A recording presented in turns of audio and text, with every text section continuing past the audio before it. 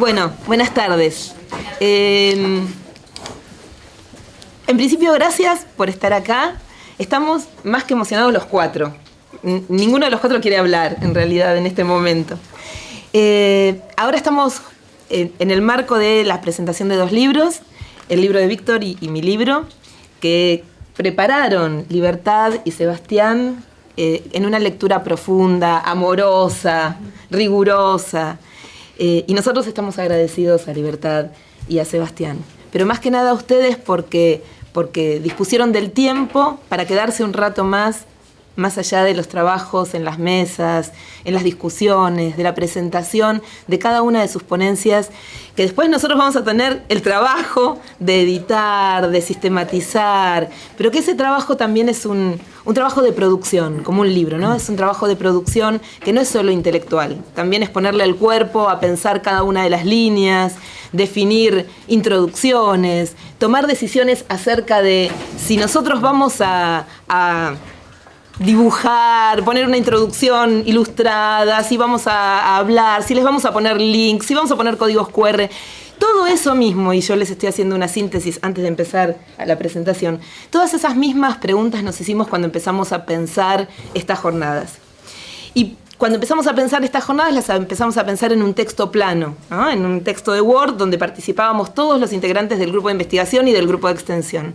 Hasta que en un momento nos dimos cuenta que eso iba creciendo casi sin control. Crecía. Y dijimos, empecemos a poner códigos QR, y en los códigos QR o en los Genialis, para quienes conocen ese entorno, podés ir subiendo información manteniendo el link. Entonces nuestra parte de nuestra producción en estas jornadas también es una producción que está fuertemente mediada por las tecnologías. No es una producción que haya sido simplemente escrita en un lenguaje plano para otros, sino que es una producción hipertextual, entrelazada. Y en ese contexto, bueno, la pregunta acerca de, además de compartir un espacio en las mesas, además de compartir el panel final, que va a estar buenísimo, acá está Lucas presente, que es parte del panel, ¿Qué podemos hacer también para poner a circular algo del orden de la palabra? Entonces se les ocurre a Libertad y a Sebastián, dicen, bueno, presentemos los libros, que fue esto último que aparece. Dicho esto, les cedemos la palabra a Liber y a Sebas para cuando quieran. Así que gracias. Gracias, Mer. De nada. Bueno, yo quiero aclarar que no quería empezar. Pero a veces en la vida pasan cosas. Bueno, nada, en mi caso yo tuve la alegría de que me convocaran Víctor y Miriam para pensar en cómo poder hacer una presentación / comentario de lectura sobre el texto que presenta Víctor, que bueno, lo tienen acá adelante, pero que su publicación más reciente y que tiene, como hablábamos hace un rato con Miriam, que fue editado, me parece, y construido con una visión, ¿no? Porque desde su título, Gubernamentalidad Pedagógica, y sobre todo su subtítulo, que hace referencia a una lectura desde Foucault contra la teoría del capital humano, me parece que empieza a resonar algunas de las ideas o algunas de las nociones que nos están haciendo ruido en este momento, ¿no? Que nos están haciendo, quienes formamos parte del ámbito universitario, que están moviéndonos a nosotros a hacer ruido también. Y nada, yo lo que le comentaba a Miriam es que lo veía al texto en la vidriera, que pasé por un par de librerías, que lo vi en vidriera, que lo vi destacado. Me parece que si bien este libro, y eso lo podrás contar mejor después, es el producto de una investigación que lleva muchos años, de un trabajo que viene de larga data, yo creo que la construcción incluso de ese título tuvo una visión interesante que le permite ahora ubicarse como lo que puede llegar a ser, me parece, como lo que tiene de potencial, que es una puerta abierta a pensar problemas que son tremendamente actuales y que están atravesados por esta noción de la idea del capital humano, ¿no? Que se nombra cotidianamente, que forma parte de una palabra que por ahí nos hubiera sonado un tanto extraña hace un tiempo, ahora de repente forma parte de las conversaciones cotidianas, y que este texto nos invita a poner en tensión, a cuestionar, a criticar, a pensar y a repensar de otra manera. Pero yo quería en realidad empezar contando otra cosa. Está bien. Que tiene que ver con algo que me pasaba. A mí el texto yo lo iba leyendo y tardé en leerlo, tardé en transitarlo, porque me pasaba que a medida que iba avanzando en los capítulos me remitía, ¿no?, a cosas que estaba leyendo, que iban pasando. Y me sucedió algo que hace muy poquito, la semana pasada, la otra, me llamó una amiga. Tengo una amiga que se estaba por mandar una macana. Y se la estaba por mandar hacía un tiempo. Y nosotras veníamos hablando, no, te mandé la macana. Bueno. Y me llamó el otro día y me dice, amiga, tenemos que hablar. Yo, ¿qué hiciste? Me dice, me compré una freidora de aire. Está bien. Bueno, no se mandó la macana. Pero, ¿qué pasó? Le había agarrado ¿qué fue? El Black Friday, ahora a principio de mes. Ahí está. Le había agarrado el Cyber Monday. Y me decían, yo veía que todo el mundo estaba como... Y había un montón de ofertas. Pero vos vas a usar esto. No creo. Dice, la verdad que me llegó a mi casa y la abrí y no estaba tan buena. Pero a ella le había pasado algo en esa semana en la que estaba medio bombardeada y además de todo lo que estaba transcurriendo en su vida, que la llevó a buscar como esa satisfacción de decir, bueno, pero por lo menos me compré la freidora. Aparte, yo no sé si acá, no quiero ofender a nadie, ¿no? Pero hay medio una secta alrededor de las freidoras de aire, yo no sé. Yo creo que están buenísimas, no la tengo, pero creo que están buenas. Hay una onda de el que tiene freidora quiere convencer a otro. Bueno, y mi amiga cayó en la red de las freidoras de aire. Pero bueno, algo le pasó ahí esa semana, ¿no? Ella necesitaba resolver algo que le estaba pasando y lo encontró, esa satisfacción que no encontraba, la encontró en esa compra que hizo, vaya a saber qué madrugada en Mercado Libre. Le llegó esta semana, la freidora no estaba tan buena, nada. Pero la compra ya la había hecho, ella había encontrado en ese acto de consumo una satisfacción que durante un ratito la llenó, le hizo bien, comprarse una freidora de aire. Y entonces, claro, yo pensaba, obviamente yo no soy tan goma con mis amigas como puedo ser en ámbitos como este, y no me puse a decirle, no, mira querida, la gestión del deseo tiene que ver, pero me resonaba. ¿Por qué? Porque estamos en un contexto en el que la idea del acceso al consumo como forma de producción de la satisfacción nos atraviesa como sujetos. ¿Sí? Estamos en un entorno, en un contexto en el que ese discurso, esa producción de subjetividad entramada con otras cuestiones, con la gestión de la vida, con lógica empresarial, por ejemplo, la idea de hasta relaciones afectivas, amorosas, familiares, tienen que ver con el me sirve o no me sirve, me suma o no me suma, una serie de lógicas que llevadas hasta las últimas consecuencias se entraman también con la idea del mérito, la meritocracia, digamos, toda una lógica de producción de sentido de lo que somos como personas, que es un poco el clima de época, digamos, ¿no? Y que se puede expresar en mi amiga y la freidora de aire, pero que hacen a algo un poco más profundo, me parece, de cómo estamos, de en qué condiciones estamos viviendo. Y que tiene que ver con un mundo en el que... retomando, para ponernos un poco más formales, retomando una perspectiva que Víctor va a leer desde Foucault, tiene que ver con cómo se produce las nociones de verdad en el contexto, qué es lo que es verdad, qué es lo que no, y cómo esas nociones de verdad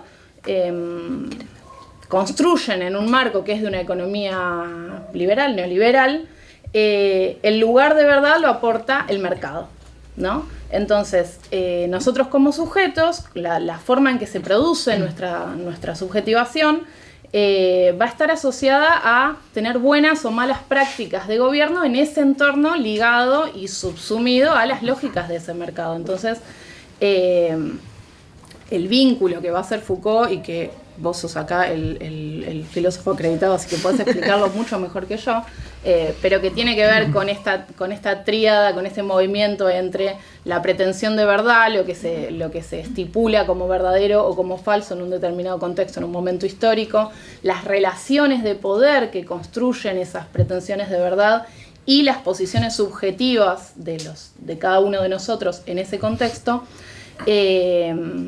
van a constituir la categoría que es la que hace al título del libro, que es la de gubernamentalidad. Y la teoría del capital humano, para volver a lo que decíamos al principio, ¿por qué nos resuena este libro? ¿Por qué nos resuena este texto? La teoría del capital humano es una perspectiva en la que esa tríada, verdad, poder, subjetividad, está puesta en función de la superposición del sujeto y la lógica económica del mercado, ¿no? Se supone que deberíamos ser sujetos capaces de autorregularnos, de autogestionarnos, con una lógica que es una lógica empresarial, que es una lógica de ganancia, que es una lógica de inversión y rédito. Y que tiene, bueno, estos elementos que comentábamos recién. Pensar en el triunfo de la propia gestión, de la propia vida, de las propias sensaciones, de las propias emociones, de las decisiones vitales, llevan al éxito, ¿no? Y entonces eso se celebra porque ha sido meritorio, en una lógica absolutamente individual y donde cada uno es como responsable de su propia autoexplotación y de ponerse en función de alcanzar esos objetivos, aparte tan difíciles, ¿no? Que es, porque además siempre te corren el arco, ¿no? Y al mismo tiempo, el fracaso en esa pretensión, no llegar a los estándares de consumo a los que uno aspiraría, por ejemplo, no tener el ideal de familia al que uno aspiraba y con el que pretendía alcanzar la felicidad, terminan siendo también responsabilidad individual, ¿no? En la medida en que somos nosotros gestores de nuestras propias sensibilidades, de nuestra propia vida, también somos los últimos responsables del fracaso cuando eso no nos salga, cuando eso no nos funciona, y eso genera un malestar también en el individuo. Entonces, esta noción, esta teoría del capital humano, donde el trabajador, el ciudadano, la gente de bien, invierte en su propia educación, incluso para aumentar la futura renta. ¿Por qué? Porque la teoría, esto es por ahí un poco más aburrido, pero la teoría clásica de la economía decía tierra, capital, trabajo, ¿no? Para la producción de renta. Bueno, el trabajador no tiene ni tierra ni capital, no posee máquinas. ¿Qué tiene? Su tiempo de trabajo, su capacidad de trabajar. Bueno, entonces, si su salario va a ser una ganancia, ¿cómo lo aumenta? Invirtiendo en sí mismo. Entonces, de ahí que la educación, dentro del marco de la teoría del capital humano, implique un servicio en el que uno invierte esperando una renta futura, ¿sí? Ya sea para la educación de mis hijos, porque espero que tengan un mejor futuro mañana, un mejor trabajo, o para la gestión de uno mismo, ¿no? Entonces, esta idea de gestionarse a uno mismo como una marca, el desarrollo personal, individual, venderse en las redes sociales. Y ahí es donde Víctor, y me parece que esto es como lo que más resuena, por lo menos fueron los capítulos en los que yo más me detenía, cuando Víctor nos propone, bueno, ¿cómo pensamos todas esas nociones, todas estas definiciones que nos trae la tradición de la lectura de Foucault y que nos ayudan a pensar el contexto? ¿Cómo lo pensamos en los entornos educativos? Porque si estamos diciendo la educación es una inversión que cada sujeto tiene que hacer y valerse por sí mismo y para multiplicar la renta futura, sea una renta psíquica de mayor felicidad, sea una renta concreta, material, de tener un mejor trabajo y entonces un mejor salario, ¿cómo eso va a construir entornos de producción de subjetivación, que son los entornos escolares, que tienen ciertas características particulares, ¿sí? La teoría del capital humano implica una cierta teoría de la gubernamentalidad en los entornos educativos. Yo practiqué muchas veces decir gubernamentalidad, porque es una palabra muy larga. ¿Cuáles son las prácticas, se va a preguntar Víctor, del gobierno escolar, y ahí nos vamos acercando a su objeto, que llevan a el desarrollo de formas de gubernamentalidad pedagógica, así como los sistemas educativos se van construyendo como modelos de enseñanza basados, por ejemplo, en la idea de competencias, que le allanan el camino a la idea de que la forma de obtención de la satisfacción es el consumo, que el desarrollo personal implica una competencia entre individuos basada en la meritocracia y que a lo máximo a lo que podemos aspirar como individuos es a la gestión de la propia vida con lógica empresarial. Cómo se construyen entornos de enseñanza que tienen y que reproducen esa lógica, como parte de todo el desplazamiento más histórico del disciplinamiento a la gestión, ¿no? Ahí eso es Foucault, básicamente. Pero lo que Víctor nos propone es pensar los entornos de enseñanza en ese contexto, y cómo se gobiernan esas instituciones y qué es lo que hacen las personas que están en la situación de tener que tomar decisiones cada uno de los días de su vida, en su trabajo, sobre cómo gestionar esas instituciones educativas, con individuos de carne y hueso, con chicos y chicas, con estudiantes, que están atravesados por esa situación. Y entonces él se va a preguntar, bueno, ¿cómo hacemos para construir entornos de enseñanza que vayan en contra de esa lógica? ¿Cómo la ponemos en tensión? ¿Cómo la pensamos alternativamente? Y no les voy a decir cuál es lo que responde, porque la gracia es que se compren el libro y lo lean. No hace falta que lo compren, pero que lo lean. Pero me parece que eso es lo que nos tendrías que contar vos, porque eso es lo que a mí me quedó resonando, por lo menos. ¿Cómo hacemos para construir entornos de enseñanza donde esa gubernamentalidad pedagógica pensada con la lógica del capital humano pueda ponerse en jaque? Bueno, muchas gracias. La verdad que ha sido una lectura que nos ahorra mucho, porque bueno, dejó presentada la mayoría de las cuestiones. La pregunta que guió la investigación es si la educación se desarrolla en este contexto en donde la escuela, la universidad, las prácticas de enseñanza se han convertido, es como el Che Guevara convertido en remera, ¿no? Las prácticas de enseñanza han sido absorbidas en alguna medida por las técnicas de gobierno, por la lógica del capital humano, por la lógica de producción de renta, y nosotros estamos en contacto con jóvenes que van a estudiar porque quieren, ¿no?, prepararse para eso. Y nosotros estamos a cargo dirigimos universidades, cátedras, colegios. Y entonces la pregunta es, ¿qué podemos hacer?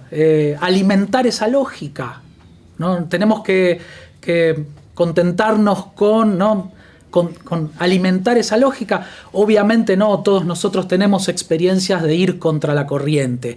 Y Foucault dice muchas veces, es cierto que el poder y la verdad están muy entrelazadas y que en todos lados hay relaciones de poder, pero donde hay poder hay resistencia, ¿no? Entonces siempre que hay relaciones de poder que moldean la subjetividad, siempre hay posibilidades de resistencia. Y entonces todos y cada uno de nosotros en nuestras prácticas de enseñanza y de aprendizaje, porque estamos estudiando en distintos niveles, todos tenemos abierta esa posibilidad, ¿no?, de ver si vamos a ir hacia las prácticas hegemónicas o al revés, a contrapelo, resistiendo e intentando pequeñas prácticas o pequeñas, ¿no?, estrategias o posicionamientos contrahegemónicos. Ahí, en el posicionamiento del libro que yo hago propio, no hay una teoría general, completa, ¿no? Foucault dice, y creo que muchos de nosotros compartimos, que ya no estamos en el momento de gloria de la modernidad, donde confiábamos en un método y creíamos que podía haber un mapa completo, una teoría completa de qué hacer, qué pensar y hacia dónde ir.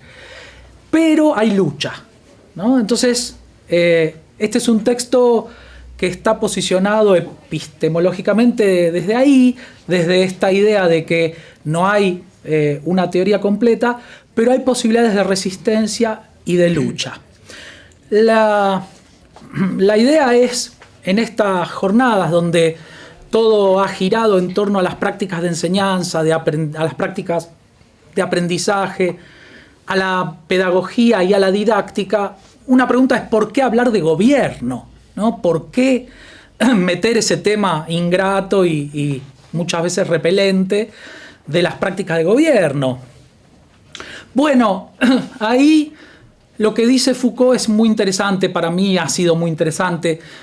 En un momento el gobierno amenazaba con matar al que no obedecía. Es como la etapa de la soberanía, ¿no? El que no obedece al soberano muere. Pero en el siglo XVI aparece un giro que torna más sutil las prácticas de gobierno. El gobierno ya no necesita matar al desobediente, solo hay que dirigir su conducta, ¿no? Manejar su conducta, gobernar su conducta. Entonces, gobernar es dirigir la conducta, hacer.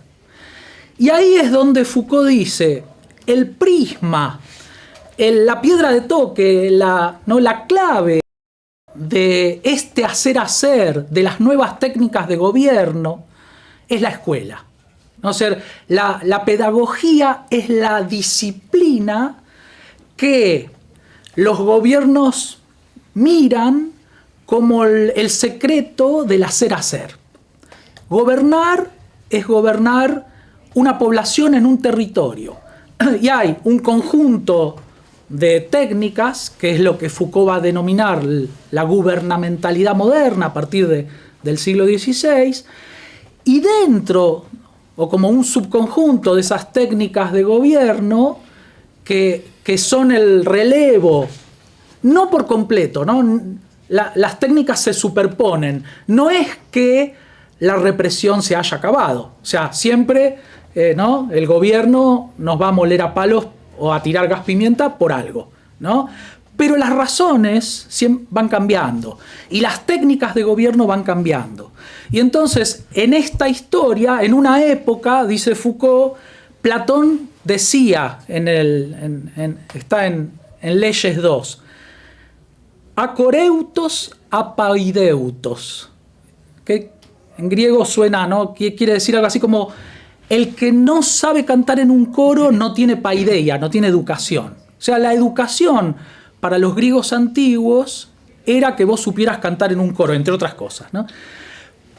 Pero, obviamente, en la historia de la educación, lo que esperamos de la educación fue cambiando. Ya hoy, no necesariamente creemos que una persona educada es una persona que sabe cantar en un coro. Hoy demandamos otras cosas, ¿no? Entonces, ahí hay un primer tema, un primer eje, que la escuela se relaciona, la escuela, la universidad, todo lo que tiene que ver con el aprendizaje y las instituciones donde hay prácticas de enseñanza, se relacionan con las técnicas de gobierno porque el gobierno descubrió formas más sutiles de hacer o de dirigir la conducta y la escuela está ¿no? es la clave. Y los jóvenes, los niños y los jóvenes son la clave. Por eso colonizar de alguna manera a la juventud es la clave de esta nueva estrategia de gobierno que toma como herramienta fundamental o dispositivo fundamental la pedagogía. Por eso la escuela está relacionada con el gobierno de manera muy peligrosa. O sea, la escuela, la universidad y las distintas prácticas de enseñanza se han convertido en herramientas del gobierno para dirigir la conducta. ¿Y qué es lo que buscan? Bueno, producir subjetividad. Una subjetividad que sea funcional con estas nuevas técnicas de gobierno. ¿Cuál es esa subjetividad? Dice Foucault. Básicamente producir estudiantes dóciles y productivos. Es decir, económicamente productivos y políticamente obedientes, ¿no? Que los chicos sean callados, calladito te ves más bonito, y trabajadores, ¿no? ¿Qué espera la escuela? ¿Cuál es el alumno 10 de la escuela? El chico que es obediente y productivo. Ahora, todo eso tiene que ver con una lógica del desarrollo del capitalismo, con una lógica que obedece a los intereses del gobierno. Por lo tanto, para nosotros, que estamos en las escuelas y que muchas veces sufrimos o padecemos el hecho de que nuestros alumnos no sean del todo callados y productivos, la gran pregunta, que si seguimos esta línea crítica que sigue Foucault, es: con nuestras prácticas de enseñanza, ¿tenemos que reforzar, subrayar esta idea de que nuestros alumnos sean dóciles y productivos? ¿No? Porque sí, el sistema, ¿no? estos dispositivos que se acoplan, el sistema político, el sistema educativo, se acoplan muy bien y se dan la mano en estos intereses. Ahora nosotros, en las escuelas, en las universidades, bueno, con eso algunos de nosotros tenemos, ¿no?, un problema. Es decir, ¿qué hacemos con una escuela que está montada sobre las disciplinas, ¿no?, el disciplinamiento, el antiguo encierro, y ahora transformado con un giro sutil donde ya no nos amenaza con matarnos, ya no nos arrodilla sobre granos de maíz, pero como la freidora, nos enseña a desear freidoras, nos enseña a desear celulares, nos enseña a desear títulos, nos enseña a desear acreditación, nos enseña a desear el reconocimiento docente, ¿no? Y entonces hay una manipulación del deseo que deriva en esta hegemonía, en esta nueva hegemonía. Ahí es donde, el planteo de Foucault nos hace, digamos, tomar conciencia de que tenemos que tener cuidado con considerar a la escuela una mera inversión en términos económicos que nos convierte, ¿no?, que propone el modelo empresarial como la gran metáfora que lo explica todo.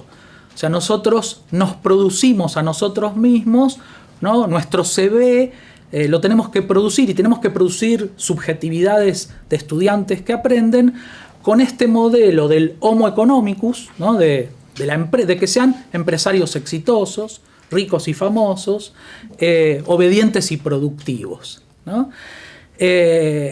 Tampoco podemos pensar en una escuela que no sirva para nada. O sea, ahí estamos un poco atrapados, ¿no? Porque como directores, como docentes, le vamos a enseñar a los chicos que pateen el tablero y que digan aprender no sirve para nada porque nos hace ser una ruedita del sistema. Bueno, pará, porque nos quedamos sin escuela, nos quedamos sin universidad, nos quedamos sin diseño curricular, nos quedamos sin nada que enseñar. Entonces, ¿cómo hacemos para generar subjetividades críticas en un sistema que pone en el centro esta idea de que todos nuestros chicos tienen que ser productores de sí mismos, con la idea de que sean productores de renta? Bueno, acá es donde vemos algunas líneas que nos permiten pensar en puntos de fuga o puntos de resistencia o maneras de cuestionar este planteo, que tienen que ver con hago un punteo rápido para ceder la palabra y no ocupar demasiado tiempo. Las cuestiones en la educación, las cuestiones administrativas nos comen por todos lados, ¿no? Entonces, ¿cómo despriorizar las cuestiones administrativas? ¿Cómo intentar correrlas para que esas cuestiones que tienen que ver con la supervisión y con el sistema educativo, etcétera, y con los PTD y con los proyectos, no terminen comiendo nuestra pasión por enseñar o por aprender y por aprender? Segundo, pensar una educación postdisciplinaria, ¿no?, más allá del disciplinamiento, más allá de la obediencia y de la productividad. Tercero, yo en el libro hablamos de el eclipse de la didáctica. La didáctica siempre queda eclipsada por otras urgencias, ¿no? Lo didáctico queda tapado por lo pedagógico. Lo pedagógico es tan amplio que incluye, por ejemplo, los legajos, el manejo de la disciplina, la asistencia. Y eso no tiene nada que ver con lo estrictamente didáctico, que es cómo enseño mi materia, cómo aprenden los chicos, ¿no? Entonces, lo pedagógico termina eclipsando lo didáctico y nos corre el eje. Entonces, debemos desocultar lo didáctico, preguntándonos, volviendo sobre esas preguntas. Cuestionar las recetas de gestión. Hay algo que tiene que ver con la performatividad, con cómo lo que nosotros decimos se convierte en una receta que funciona. Y las recetas son muy peligrosas porque funcionaron, pero los chicos son siempre distintos, podrían no funcionar. Entonces, debemos cuestionar nuestras propias recetas, incluso las propias, en nuestras prácticas educativas, porque podrían no funcionar, ¿no? Pero el rendimiento nos lleva a dejarnos atrapar por esta lógica. Construir nuevos agenciamientos y colectivos. Nosotros no podemos zafar de estas lógicas de maximización y de, ¿no?, que nos reduce a recurso humano si trabajamos solos. Entonces, una de las maneras de romper esta lógica, de resistir y de ir contra la corriente, es trabajar en equipos, trabajar en comunidades, trabajar en colectivos. Ya ustedes ven que cuando hablamos de comunidad y de colectivo hay gente que se le empiezan a poner los pelos de la espalda, ¿no?, erizados, porque le suena como a comunismo, ¿no? Es una cosa de trabajar, formar una comunidad de trabajo y un colectivo de trabajo suena a colectivización. Pero eso es interesante y efectivamente se erizan muchas alarmas porque va contra la corriente, ¿no? Porque lo que quieren estos sistemas es que seamos una ruedita aislada y que maximicemos nuestro propio rendimiento y dejemos de ver que podemos trabajar con otros y conformar nuevos agenciamientos, nuevos colectivos de gestión y también de enseñanza y también de aprendizaje. Después, cuestionar esas demandas cualitativas, ¿no? Las demandas cualitativas, los cuadros de honor en la escuela, ¿no? Muchas veces refuerzan todas esas dinámicas en donde se premia la productividad, se premia el logro, se premia... y eso, bueno, refuerza esta idea de que todos debemos llegar al máximo, a nuestro máximo de producción. Lo cual no quiere decir, desde el punto de vista ético, que debamos proponer la despreocupación o que los chicos no se esfuercen o que nosotros no pongamos pasión en investigar profundamente. No tiene que ver con eso, ¿no? Sino tiene que ver con dejar de convertir a los chicos en un caso o en una grilla como en un prontuario, ¿no? Y finalmente, las tensiones críticas que están en nuestras prácticas y que tienen que ver con lo que cruza las instituciones, que son estas tensiones entre las formas tradicionales, la universidad tradicional, la escuela tradicional y las prácticas que exploran, que se animan, que son contrahegemónicas, que son innovadoras. Tomar riesgo trae muchos problemas. Cuando uno se aparta de los modelos prestigiosos, de los modelos tradicionales, de lo que la gente espera de una cátedra, de una universidad, de un colegio, para explorar, para ensayar, para probar, bueno, a veces sale bien y a veces sale mal. Y esto, sin embargo, creo que es un poco lo que podemos ver en estas investigaciones, es que no hay manera de romper estos sistemas que funcionan en los últimos 400 años de gubernamentalidad y de gubernamentalidad pedagógica, si uno no se anima a ir un poco contra la corriente y a cuestionar un poco las maneras de enseñar, las maneras de aprender y las maneras de gobernar estas instituciones educativas de una manera no tradicional, ¿no? Pero esto tiene muchos costos. Así que, bueno, hay que probar y hay que animarse aquellos que tengamos ganas de intentarlo. Yo voy a parar acá para no monopolizar la palabra y que podamos escuchar otros textos. Muchísimas gracias.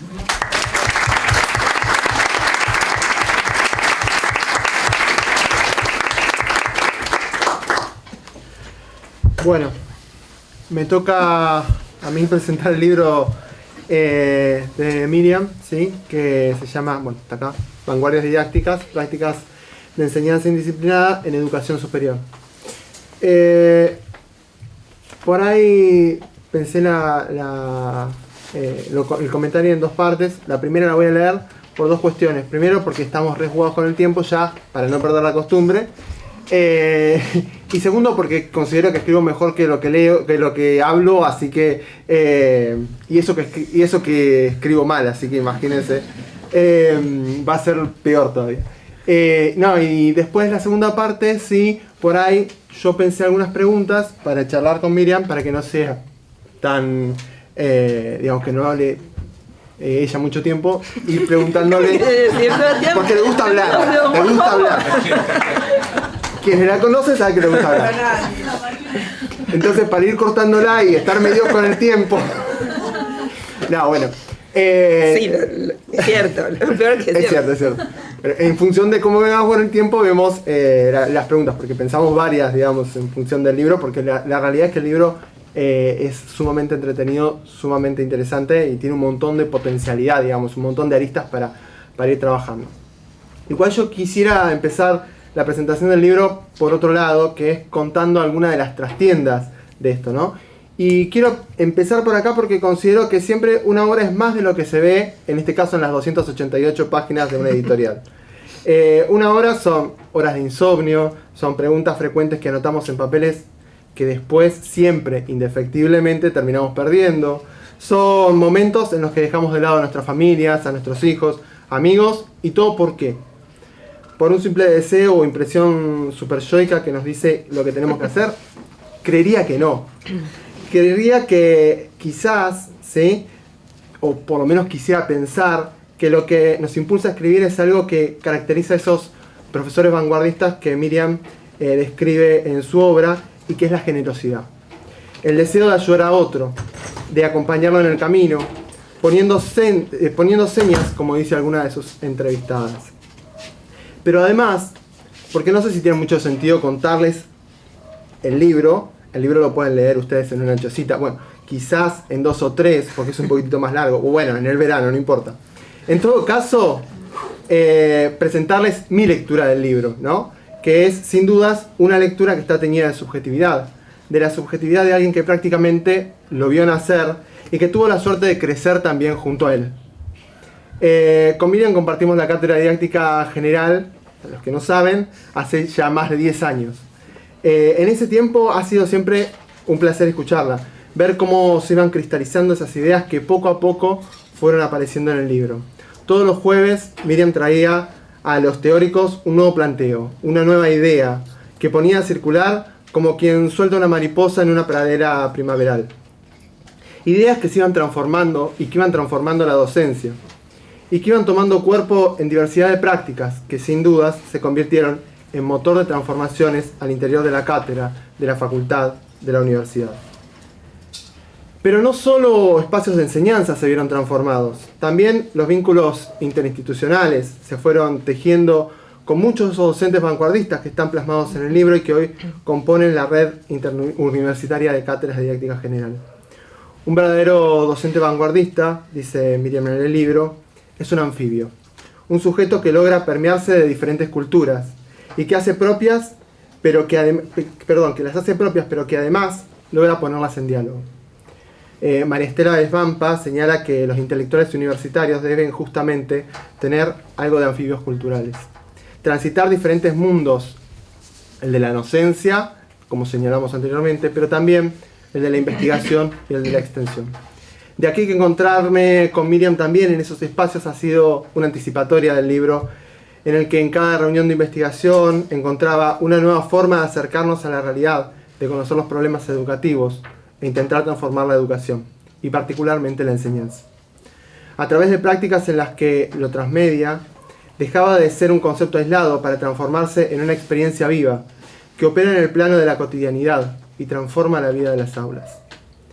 De aquí que encontrarme en esta etapa con el libro de Miriam fuera una experiencia hermosa, en la que cada palabra me retrotraía a un momento casi en el plano de lo autobiográfico, pero con la solidez teórica de quien llega a esta producción luego de años de leer, rumiar y masticar una extensa biblioteca de autores que van desde la poesía hasta la pedagogía, pasando por la historia, la filosofía, la tecnología, el arte y un sinfín de disciplinas que se ponen permanentemente en diálogo. Hace algunos años, quizás varios, Litwin escribía que el campo de la didáctica es un campo en construcción y que en esa construcción la didáctica se nutre de múltiples disciplinas que se ponen en diálogo. Como buena discípula de su maestra, casi 30 años después, el libro de Miriam es un excelente ejemplo de cómo las disciplinas se pueden tejer y anudarse en envíos, trazos y vínculos, hasta casi desaparecer sus tramas para conformar la didáctica. Las categorías que acerca Miriam en su libro son de algún modo el resultado de esas tramas. Sin ir más lejos, la misma categoría de vanguardia es una construcción que lee el arte a través de las vanguardias artísticas del siglo XX, lee la pedagogía a través de los conceptos de las vanguardias pedagógicas que acuñara Puiggrós en la década del 90, pero también lee la historia en la tensión entre la tradición y la innovación, que aporta a la categoría la originalidad de pensar los procesos didácticos desde esquemas totalmente nuevos. La rigurosidad conceptual del texto de Kapp hace que cada categoría se transforme en un mundo dispuesto a ser explorado. Por eso, es un texto que abre nuevas formas de entender la didáctica en diferentes categorías, que nos invitan a desafiar la convencionalidad. Nos invitan a desafiar los tiempos cuando nos habla de tiempos híbridos. Nos invita a desafiar los espacios cuando nos habla de arquitecturas didácticas descentradas. Nos invita a desafiar la linealidad cuando nos habla de una didáctica transmedia. Nos invita a desafiar las estructuras prefijadas de una clase cuando nos habla de pensar la planificación como el diseño. Pero lo más importante de todo, nos invita a romper con las convenciones, a no quedarnos en la comodidad de los pupitres o de los tradicionalismos, sino a desafiar sistemas, poderes, disciplinamientos, con una didáctica indisciplinada. Categorías construidas en virtud de análisis de aquellos profesores vanguardistas que se posicionan en representaciones diversas sobre la enseñanza y nos ayudan a pensar sobre nuestras propias prácticas en una invitación a conmover, a señalizar, a experimentar, a ser generosos, en definitiva, a generar una experiencia que construya nuevos saberes más allá de la centralidad de los contenidos. Quisiera terminar haciendo mías las palabras de alguien un poco más avispado que yo, que escribió sobre el libro de Miriam, y se trata de Karina León, que en el prólogo al libro nos dice, más allá, invitando a leerlo inexorablemente, ¿no? Pero dice, cuando leemos el libro de Miriam nos vamos a encontrar con una obra única, original y creativa, con una mandala de dibujos y colores, que nos atrapa entre capas de complejidad crecientes, que entretejen análisis, texturas e intersticios. Despliega recorridos recursivos y espiralados que nos llevan a disfrutar de una lectura. Ofrece una mirada renovada sobre la enseñanza en el nivel superior, porque combina enfoques culturales, sociales, artísticos, filosóficos, didácticos, cognitivos y epistemológicos, que exige que nos detengamos a reflexionar comprometidamente e hibridemos los hilos que desmadeja. Podría estar horas hablando del libro porque la verdad es que el libro es fascinante, ¿sí? Pero creo que es mejor por ahí escuchar a la autora, entonces pensé algunas preguntas para ir dialogando con Miriam. Hay preguntas que son más conceptuales, preguntas que son un poco más propias de la experiencia, ¿no?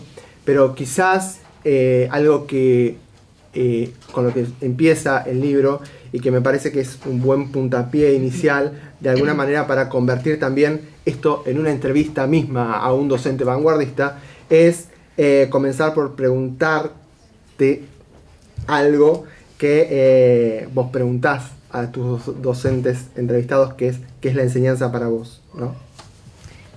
Gracias, Seba. Antes que nada quiero agradecer la presentación, que estoy a punto de llorar en este momento. Ya con esto es suficiente, me levanto y me voy porque es hermosa la presentación y la lectura.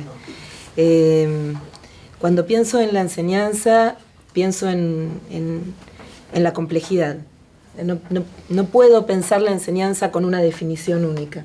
Y ni siquiera la pude pensar después de haber construido la idea de vanguardias didácticas, que también era una idea original, porque se venía hablando de vanguardias pedagógicas, que un poco lo retoman Libertad y Víctor, pero nadie hablaba de vanguardias didácticas, y esta distinción entre didáctica y pedagogía empieza a construirse, y ahí también empiezo a cuestionarme acerca de qué es la enseñanza para mí. Pero la enseñanza, como dicen los historiadores, es compleja, y no creo que se agote en una definición. La enseñanza está vinculada con muchas cosas, con muchos haceres, pero también con muchos pensares y con muchos lugares comunes y lugares de encuentro. La enseñanza para mí es eso. La enseñanza es encontrar un lugar común con alguien, con quien podemos compartir un deseo de construir un conocimiento. Y en la medida en que nosotros logramos encontrar ese lugar común con esos alguienes, alguien o alguienes, y esas otras personas descubren eso que descubrimos nosotros cuando deseamos hacer y contar y construir y estudiar lo que estudiamos, ahí estamos enseñando. Y la enseñanza, por más que en la teoría sabemos y leímos todos a Fenstermacher que hay una ruptura en el binomio enseñanza-aprendizaje y que no es lo mismo enseñar que aprender, la enseñanza demanda de un aprendizaje. O sea, es un imperativo. Cuando yo enseño, deseo que el otro desee lo que yo deseo. Y ahí me parece, la que decía que es poner señas es Susana Barco.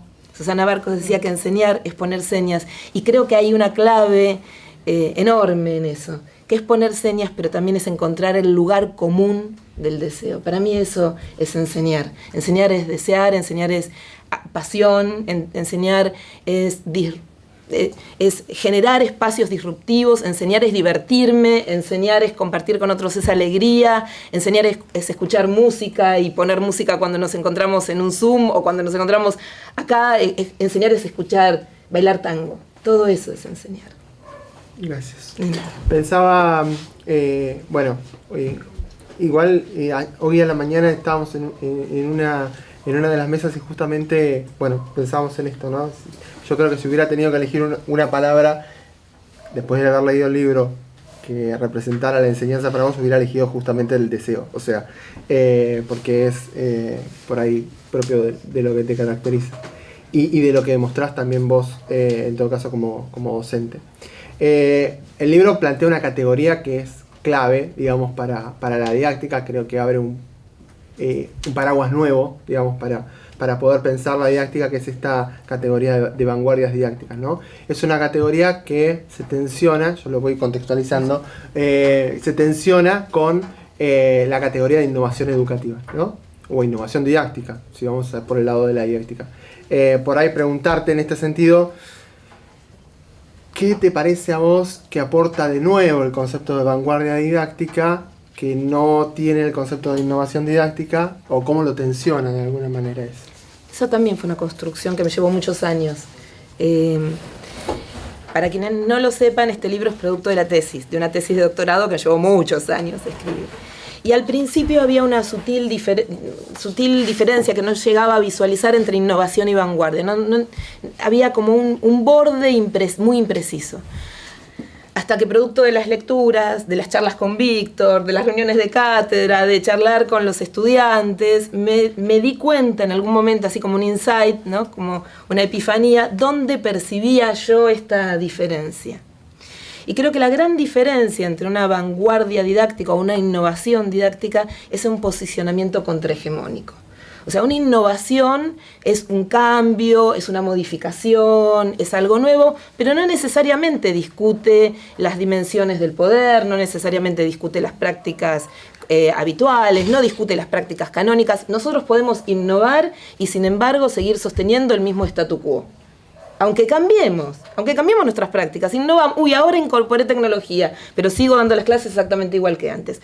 Ahora a los estudiantes los llevo a ver museos, pero sin embargo cuando volvemos evaluamos de la misma manera. Entonces, para mí el punto de inflexión tiene que ver con un indisciplinamiento y un posicionamiento, lo retomo de la presentación del otro libro, un posicionamiento contrahegemónico. Ahí está la gran diferencia, me parece. Voy a cortar algunas preguntas por una cuestión de tiempos, pero sí, en esto de... Sí, porque nos espera el baile. Sí, y nos por espera. eso. Llegó Fernando Soyo, que está por ahí, allá está Lucas Van, Diego no lo vi, pero ya debe estar por llegar. En esto de lo contrahegemónico, ¿no? Y algo que por ahí estuvo dando vueltas mucho en estos 2 días de jornadas, tiene que ver con pensar las tecnologías en el contexto propio de la enseñanza, ¿no?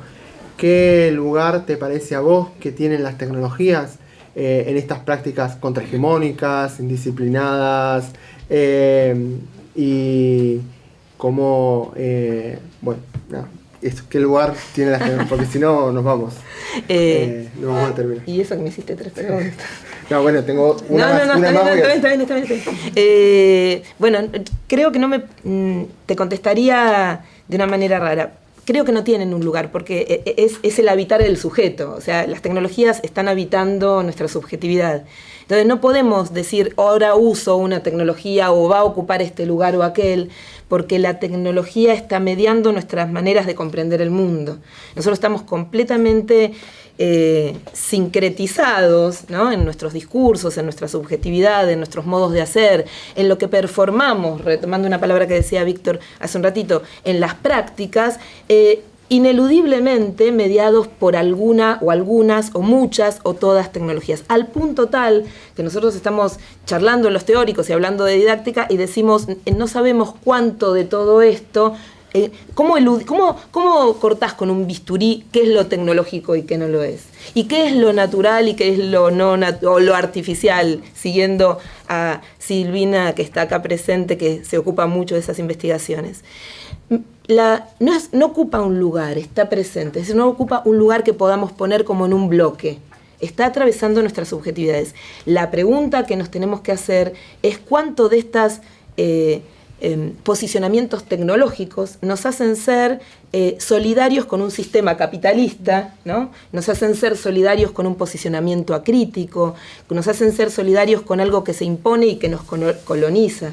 Entonces, creo que acá la pregunta sobre la tecnología no está vinculada con el uso ni el lugar, sino cómo construimos una subjetividad emancipada para poder reconocer qué sutilezas hay en esas interacciones humanas que provienen de las tecnologías, que además provienen de otros posicionamientos que eventualmente podrían ser más colonizadores.